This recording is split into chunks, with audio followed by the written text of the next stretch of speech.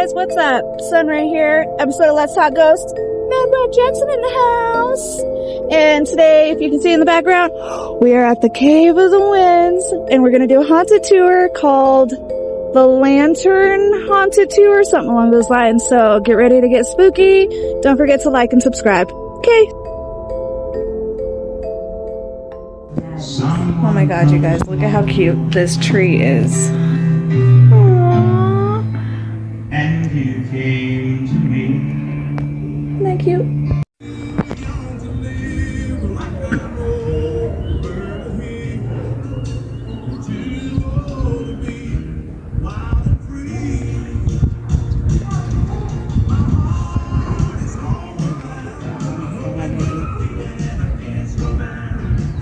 Lantern Tour at the Cave of the Winds Director's Cut features ghost tales told in the depths of Manitou Springs in almost total darkness. Take a look. As we enjoy our trek through the cave, watch your step and watch your head. I'll call out warnings along the way.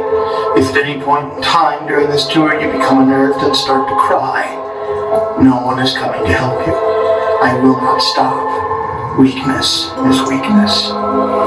Come. Suspense and adventure await, if you can handle the trip.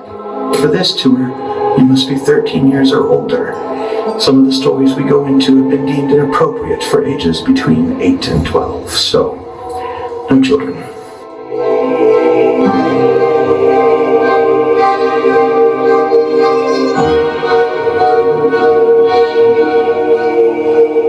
During the tour, your guide will tell several ghost stories based on true events, including the tragic love story of part owners George and Nellie. When the two became married, they were inseparable. They loved each other dearly. They had another love, though, one I need to make you aware of as we entered their cave. The Manitou Grand Caverns was theirs, and as we crossed that threshold into their domain, we are in their home.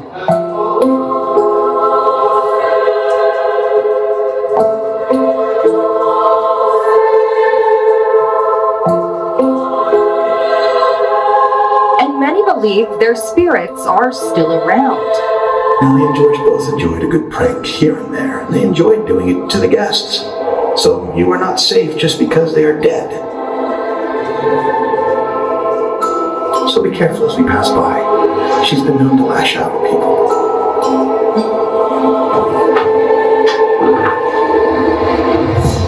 They're not alone either. According to legend, there's been several sad souls who entered the caves and never made it back out.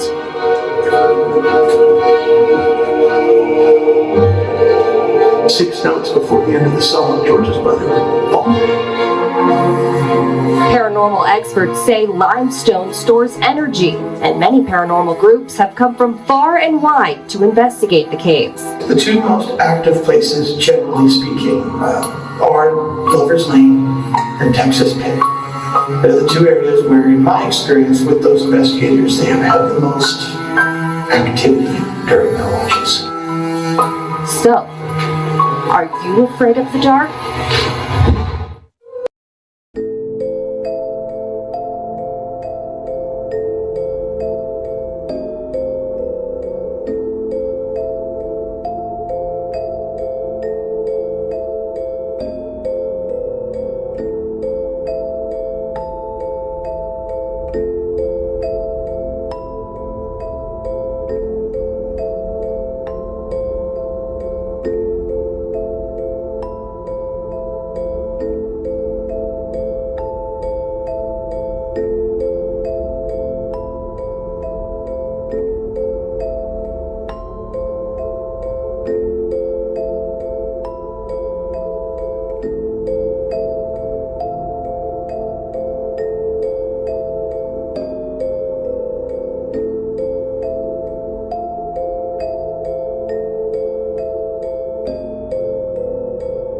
Again, they were on inside. All 6 of us hear this coming down. Like, look up there. Yeah, I think it's trying to do the hungry. We'll talk about that in a second. So, I look up there like, oh, that's weird. Maybe there's someone messing with me. Go back to talking. Should I go back to talking? I looked up there for a good 15 seconds. I heard it come from Windy Passage. All of us heard it come from Windy Passage. We looked up there for 15 seconds. Silence. I go back to talking. And as soon as I go back to talking,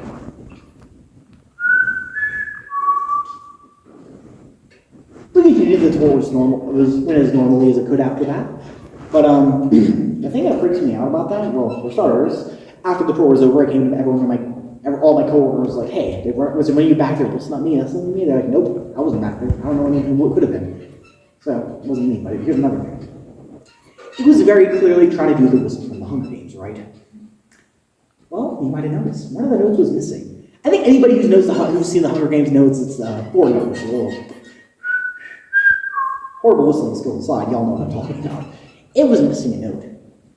So, whatever was doing it, never actually saw the Hunger Games. It was just mimicking things that people do inside the cave. Because do people do the Hunger Games with someone here all the time? Because do people do the Hunger Games with someone here all the time? Because do people do the Hunger Games with someone here all the time? A little freaky, but yeah.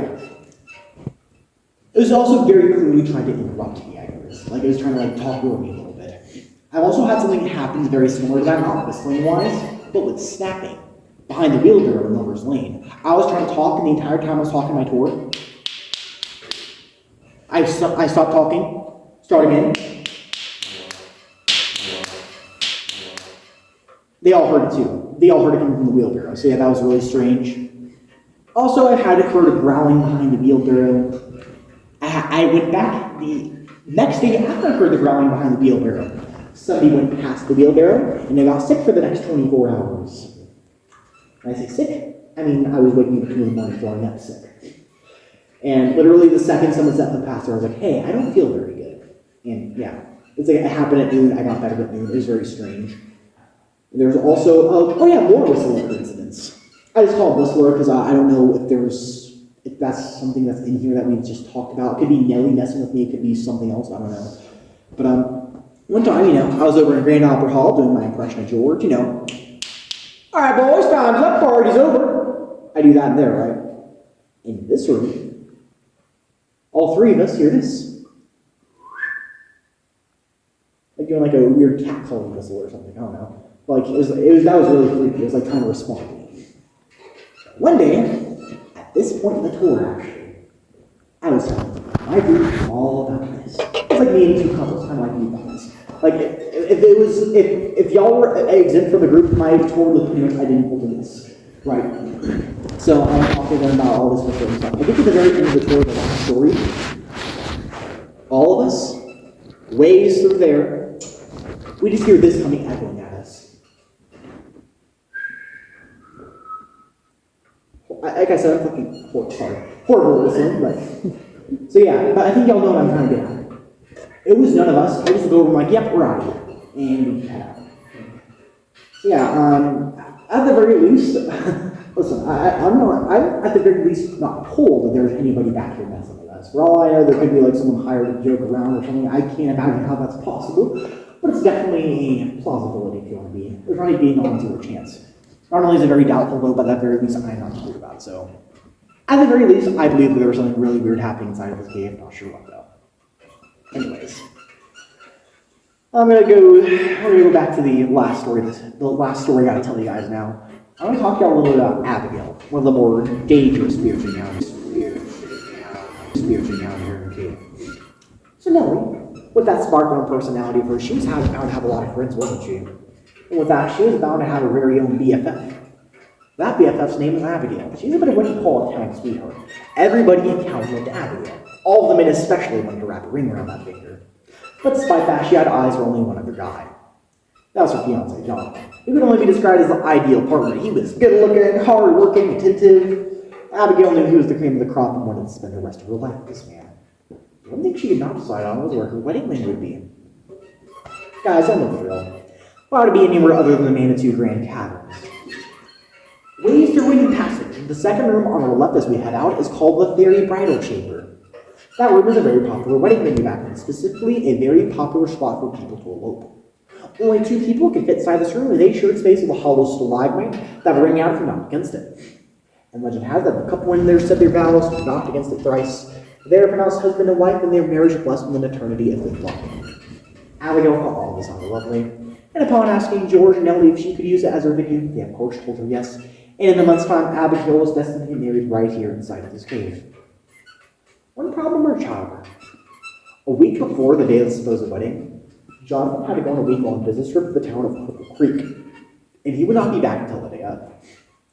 Abigail did not see this as a problem, however. In fact, she decided to take full advantage of it, turn the whole thing into a day-long party, reception before the wedding with the ceremony happening at the very end. The day finally came, and Abigail went all out making sure this party was going to be a raging success. She invited everybody she knew. She handcrafted her own white dress and veil. Friends, when I say everybody showed up, I mean even some of the Reinhardts made an appearance. As for Abigail, she looked amazing. Any man would have been delighted to have her as his bride. But despite all this, one problem persisted. Morning turned into afternoon, afternoon to evening, and evening into dusk. Jonathan would remain MIA and would be seen.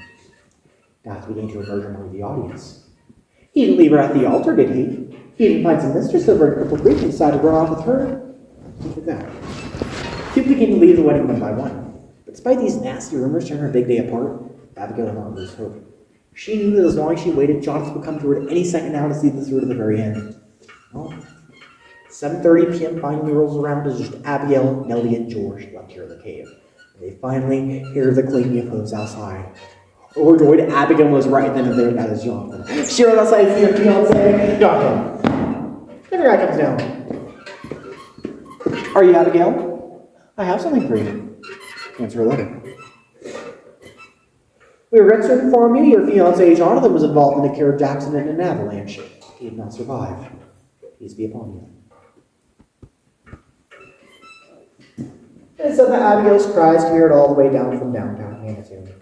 She was inconsolable. Despite this, George and Nellie did everything in their power to try to comfort her. Listen, it's going to be okay. We're going to figure this out together. Just stay in this cave for a little bit. We'll be back in an hour to bring you some supper, some water. We're going to figure this out. Abigail seemed to calm down a bit, so the two made their way out of the cave to bring her some supper. They came back in an hour later, but they could not find Abigail anywhere. Grand Opera Hall, Texas Pit, all the way back here to Marble. Where was Abigail? Left and Nellie got a terrible pain in her stomach. The fairy bridal chamber. They began to make their way through a deep passage. The closer they got, the louder and louder tapping sound could be heard coming from it. They make their way inside, they shine their lanterns upwards. Hanging from a stalagmite, using her veils and nooses, Abigail, with them tap against the wall occasionally. She had chosen death over a lifetime without Jonathan, hoping to be reunited with him on the other side. My friends, this is unfortunately why a lot of people thought Nellie was going crazy as well. Not that the grief from seeing her best friend commit suicide had driven her over the deep end, and her behavior around this time period wasn't exactly helping her case. As for Abigail herself, she would have no fruits to her labor. She would never be reunited with Jonathan, as her soul remains trapped here in this cave and snared for most likely all of eternity. She's not very happy. In fact, she is very jealous of the fact that we get to leave the cave and she is trapped inside. And it is at this point in the tour that she is most calm to see. At the end, often occurring as a woman in a white dress in a very appropriate posture. If you see a woman like that, that is Abigail. Don't interact with her. Pretend like you didn't see anything, don't say anything about it. If you do, she may take that as a provocation, be overwhelmed with envy, and begin to torment you. She is known for being very distant, belligerent towards guests. Oftentimes aggressively shoving and tugging is commonplace, sometimes even scratching. The scratches are usually relatively benign, but we've also had instances where people had to go to the ER and get stitches. My friends, please don't joke around with Abigail if you see her. She's not one to mess with. There's two things that she hates above all else, however. One, couples. She hates that two people that are very close bonded to each other. Whenever they walk willy-nilly in and out of this cave, those are the two things that she's robbed of. The second thing she hates is whenever you look inside of the fairy bridal chamber. You might remember at the beginning of the tour I told you not to look to your right? Well, it's going to be on our left as we head out. Abigail sees the chamber as her safe space. You looking inside, she may view that as a violation of her privacy, disrespectful, that may also provoke her. The person who really needs to be worried, though, is the person at the back of the line as we head through Whitney Passage. Abigail is sometimes known to follow groups out of the cave, and sometimes the person in the back will report feeling a presence behind them. If you are that person, I'd strongly advise against looking behind you. So let's head through Whitney Passage, shall we? Remember, 250 feet of duck walking. Watch your heads. Don't look to your left. If you're the person with the back, do not watch your 6.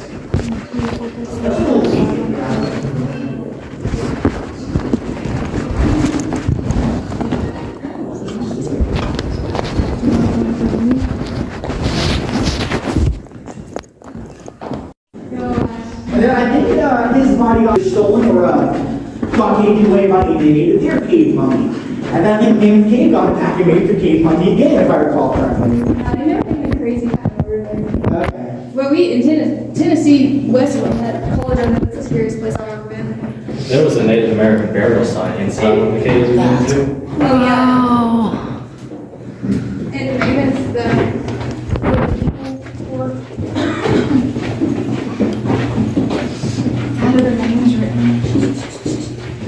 Watch your head. I heard someone say Tennessee, so you've been to the Bell's Witch Cave? What is that? Bell Witch. Bell Yeah, Witch Cave. the Bell Witch No, Cave. I haven't been there. We had a basketball camp at Tennessee Westland, and we couldn't stay in their new dorm, so we had to stay in their dorm that had just previously burned down. But they had like renovated it a little bit.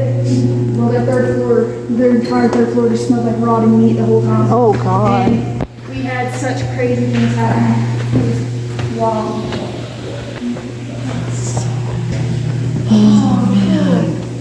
Oh, wow.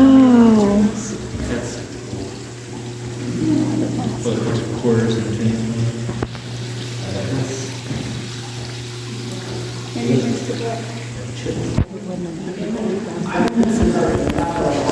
Oh, gosh, right?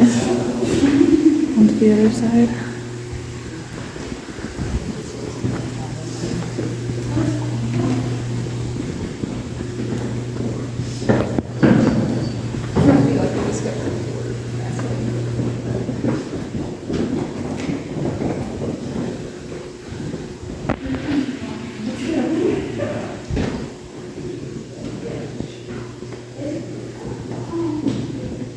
Honeybee, I almost can't see the group anymore.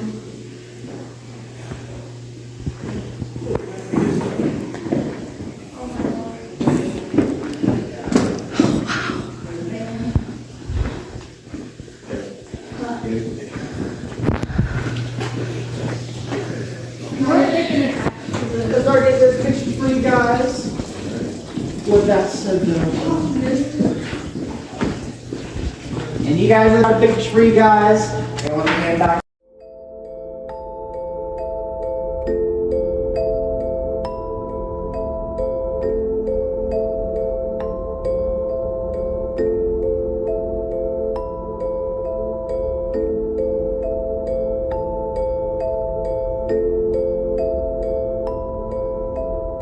Would you guys want to share some of your scariest stories with me for my show?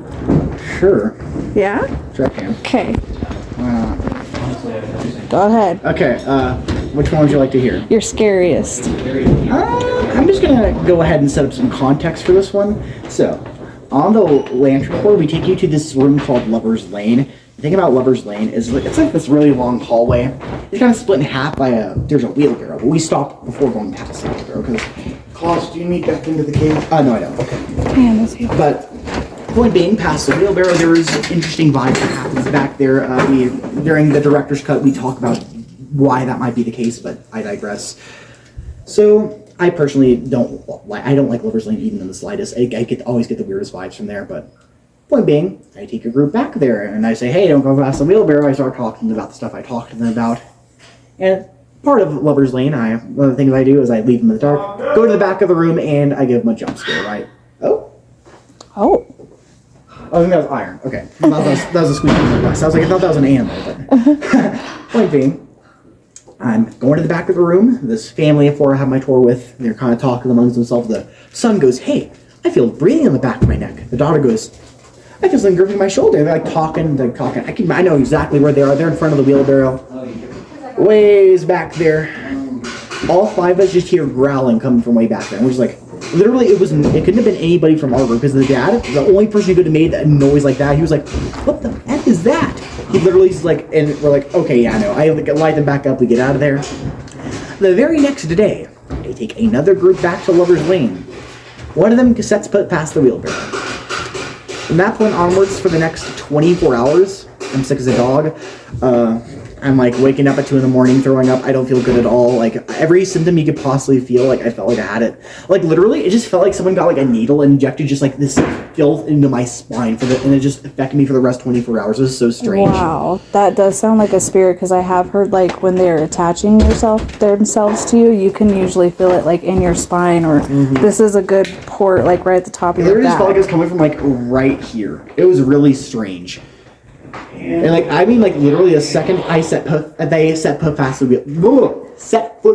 wheelbarrow. The second that happened, I was like, "Hey, I don't feel very good." And then yeah, from that point onwards, the rest of the day was interesting. Wow, that is pretty scary. I've also heard whistling a lot in the cave. I've also seen a lot of very strange lights. The whistling is pretty much the thing I hear almost all the time. There was this one time I basically heard something trying to mimic the Hunger Games whistle like 3 times in a row.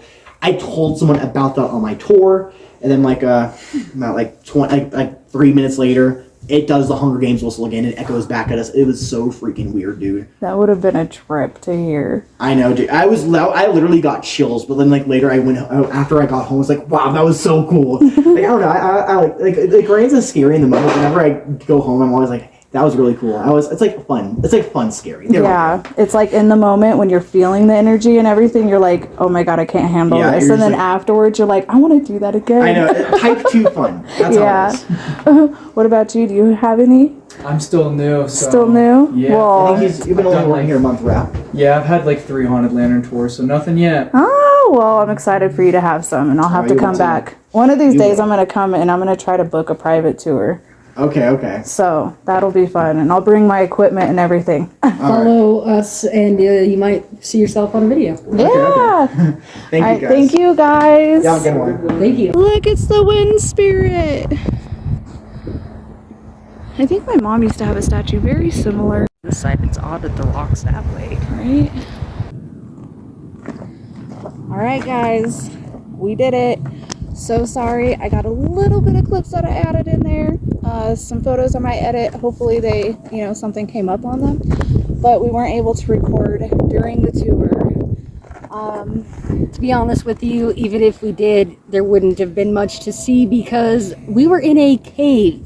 With just lanterns. Yes, lit by literal old school kerosene lanterns, and you wouldn't have been able to see much of anything anyways. But we went in there, we got our photo taken, then we went into the cave part, knocked our heads a couple million times. That was the hardest part. But for the spooky stuff, there was whistling going on through the whole bit. Like this one certain section, there was whistling, I guess.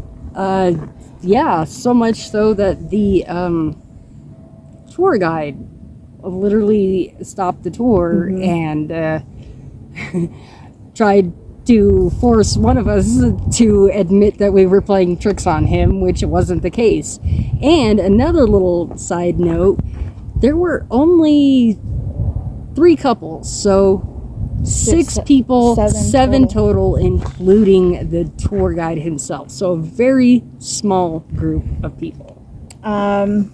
And then there's this area where a whole bunch of states are on the wall, and they used to drop business cards back in the day. And then there's this area that drops down, and it's called the Texas Pit, because the guy didn't like Texas or Texans, so he would just have them throw their business cards into the pit. But there was something dark and evil down there, and we unfortunately didn't get to look down. But we heard a pretty creepy story about this lady who didn't believe and kept thinking somebody was over there. So the tour guide let her go over there. Fine, if you see somebody, go look. So she went and looked, and she saw somebody down there, and she was like, oh my god, there's somebody down here. So she went down to reach for them, and even the tour guide said that he saw a black arm. And so something happened, and she started panicking and freaking out and having a meltdown, and she kept screaming, he had no eyes, it had no eyes. That gave me goosebumps. But it was a pretty creepy story, and he let the couple that was from Texas go over there and look, and I swear to God, the tour guide said stay to your left. And the couple went over there, and he was like, how did you guys know to stay to the left? I don't understand. What is going on? And I kind of think he was joking. No. Okay, so let me tell you what happened. It's still kind of odd. He had told the couple from Texas to go look down the Texas hole. Well, that was all he had said. And as they had walked toward this ledge, I guess is the best way to explain it, the group that you were just talking to that was in front of us with the leather jacket. We'll call them the Tennessee couple. The Tennessee couple. The girl was the one who said, "Stay to your right." And at that moment, the tour guide took a step back and genuinely paused and had to ask her, were you a tour guide here before? And she was like, no, I've not been in, like, genuinely, I don't know if she's ever even been here before. But he was absolutely shocked and bewildered and could not fathom how this girl knew to inform this other couple walking up to this ledge to stay to the right. To the left, because he had not mentioned that. So upon this, he's just kind of baffled. Like, you sure you haven't done a tour here? And he goes, okay, well, let me show you why. Pulls the two remaining couples, us and the Tennessee crew, to the side, turns on the flashlight for the first time the entire cave tour. He points on the ground and says, it's interesting, and I think he said these words, I think you just got a download. And points over, and sure enough, the route to walk to this cliff to look down into this hole, the right side was pretty unstable and kind of rocky, kind of clanky, and the right side where this person has never been before was just like, stay to the right, was the perfect path to take. And the tour guide it was just baffled. A weird coincidence or something, if a coincidence. It was pretty How did crazy. she know? Like, how did she know? The dark. Yep. And then we went to this Lover's Lane area, which Jessy had really weird feelings from that area to begin with. And then we went back there, and I was standing on the edge. There's this wheelbarrow that you're not supposed to cross. Otherwise, if you do, the story from the tour guide that you saw, he got sick from it. So, they think that there's something back there. And when he blew out all of our lanterns, we were in the pitch dark, and I could feel energy coming towards me. I don't know if you remember, but I got closer to you. Do you remember that? I got really close to her, and I kept hearing things. Like, it even sounded like something hit the wheelbarrow. And the tour guide, he was running back and forth, yada, yada, yada. He was not on the side of the wheelbarrow. And he was even kind of like, are you serious? Like, we're going to get out of here because of that story. Now let me give you an example of what we were enduring. Darker. Yeah, that light isn't doing it. It's darker. Literally pitch nothing. Dark. Yeah, and like, there was no other light sources, so there's no way of our eyes adjusting. So if we did see anything in that pitch darkness, it was hallucinations, and it was pretty trippy. And my mind was trying to like see things like, oh, I can see light, I can see this and that, but really you could not see anything. But yeah, pretty weird. It was great. I hope you guys enjoyed this story that we told, a couple of the little clips that I did share.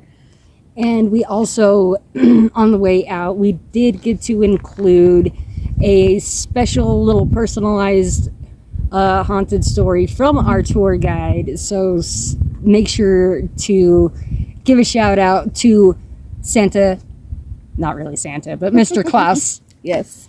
Who is an awesome tour guide. And not only that, but we got a little tiny snippet of the Discovery Cave as we were exiting our tour. So if you ever want to come check out the Cave of the Winds in Manitou Springs, Colorado, just a literal couple minutes outside of Colorado Springs, we highly recommend it. Not only that, but there are 3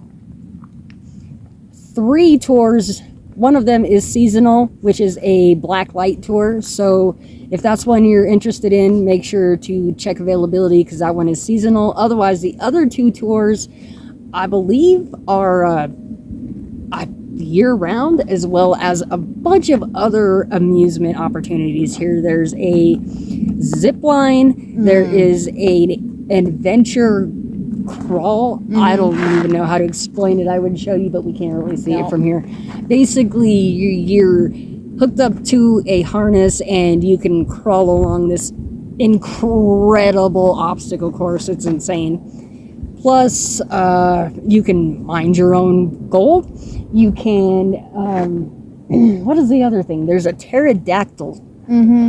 A pterodactyl swing that you sit on, and that sucker will take you right over this massive canyon. I'm sure we got a few clips in this video. That's the canyon you're flying over. So please check us out. Check Wifey out. Follow us. Hopefully we got a lot more adventures like this coming. And be sure to check out Cave of the Winds. Cave of the Winds. All right, guys. Till next time, make sure to like and subscribe. Leave me some ghost comments and keep it creepy. Bye. Peace. That looks really good. It's scary. It seems scary, yeah. Very. So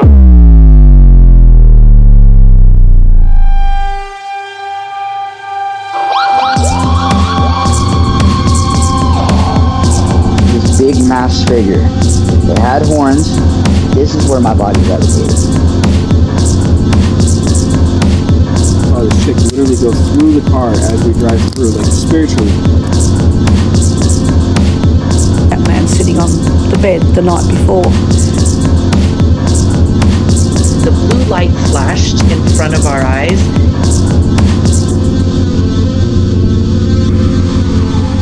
Take a walk with me to the dark side, where the spirits are archived on the far side. Shadows with dark eyes and creatures that tell lies.